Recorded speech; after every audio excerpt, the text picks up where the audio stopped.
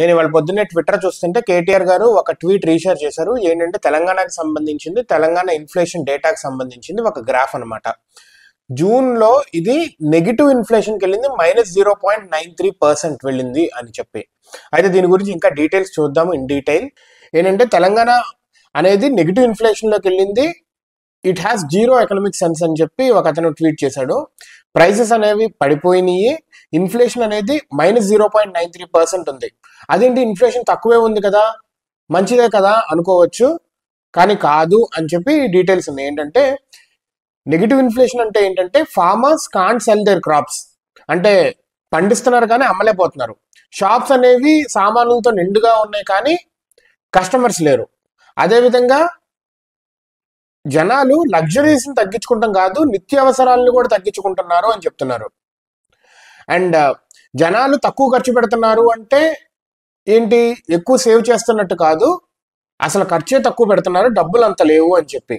అదేదో జనాలు తెలివితో తక్కువ ఖర్చు పెట్టడం కాదు, అంటే వాళ్ళ ఇష్ట ప్రకారం తక్కువ ఖర్చు పెట్టడం కాదు, వాళ్ళు భయపడి తక్కువ ఖర్చు పెట్టట్లేదు అని చెప్పి.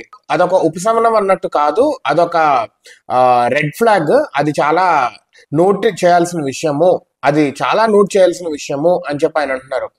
ఎందుకంటే షాప్స్ అనేవి ఓపెన్ చేసి పెడుతున్నారు కానీ సేల్స్ అనేవి లేవు, జనాలేమో డబ్బులు సేవ్ చేయట్లేదు, అండ్ ఓన్లీ బతకడానికి, సర్వైవ్ అవ్వడానికే వాళ్ళ నిత్యావసరాల కోసం అని చెప్పి అట్లా ఖర్చు పెడుతున్నారు.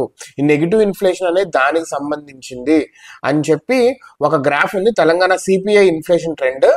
దాంట్లో చూస్తే కనుక ఫెబ్ నుంచి జూన్ దాకా చూస్తే ఫెబ్ ఏమో 1.31%, మార్చ్ ఏమో 1.06%, తర్వాత ఏప్రిల్ ఏమో 3%, మేలో 1.96%, జూన్లో వచ్చేసరికి -0.93% ఉంది. నాకు తెలిసి తెలంగాణ అనే కాదు, యూనివర్సల్ గా చూసినా కానీ ఎక్కడికక్కడ ఖర్చులు పెరిగిపోవడం, ఎక్కడికక్కడ జాబులు పోవటం, వీటన్నిటి రీత్యా హైదరాబాద్ లో పరిస్థితి ఇలా ఉంది.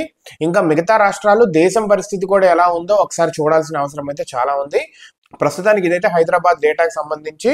ఒకసారి మీరు కూడా రీసెర్చ్ చేయండి పరిస్థితి ఎలా ఉంది అనేది.